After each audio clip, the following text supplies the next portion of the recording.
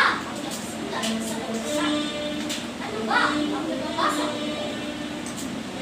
Hiniling ng Panginoong Diyos ng buong puso, kaluluwa at lakas, ibigin ang kapwa gaya ng sarili. Tama, at ikaw ay nagkakamit. Buhay, walang hanggan. Upang hindi lumabas na kahiya-hiya, ang eskriba na dalubhasang pautusan Ay nagtanong pa ulit ito kay Jesus. Guro, sino po ang aking kapwa? Nang marinig ito ni Jesus, sinimulan niyang ihayag ang talinghaga tungkol sa mabuting Samaritano.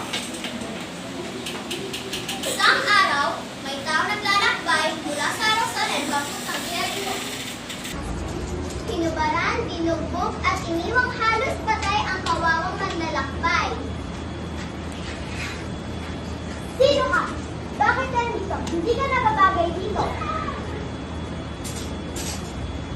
Aray! Huwag po, huwag po! Maawa po kayo sa akin! Huwag po! Huwag po! Parang away nila po, huwag po! Huwag po! Huwag po! Huwag po! Huwag po!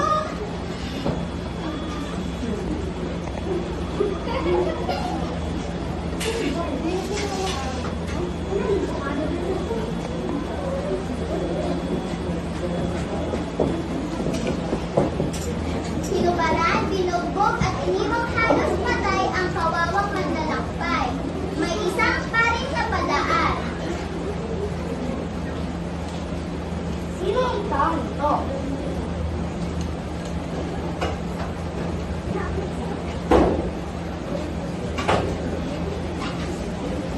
Nagpatuloy lang ang paglalakad ng pari at nilihisan niya ito na parang walang nakita.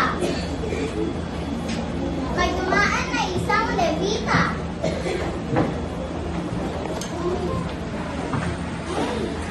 Patay na ba ang taong ito? Kagaya ng dumaang pari, dinaanan niya ang bubog sa saradong katawan ng lalaki.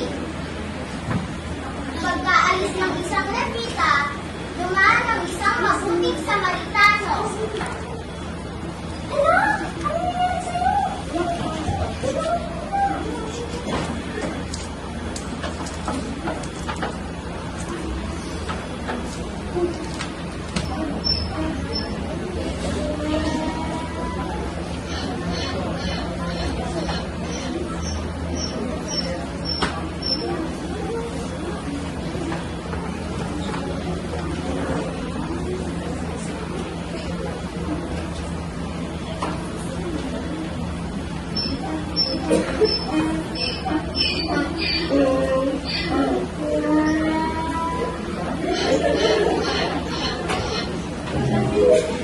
Isinakay niya ang lalaki sa kanyang aso at dinala sa bahay ng tuluyan upang alagaan sila doon.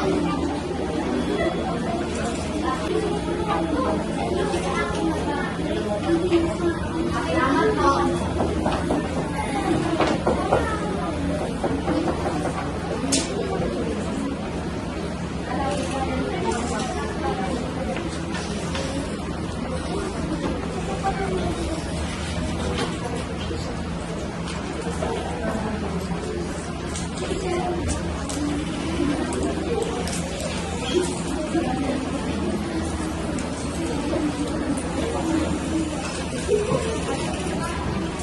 Matapos ay lahat ni Jesus, tinanong niya ang eskriba.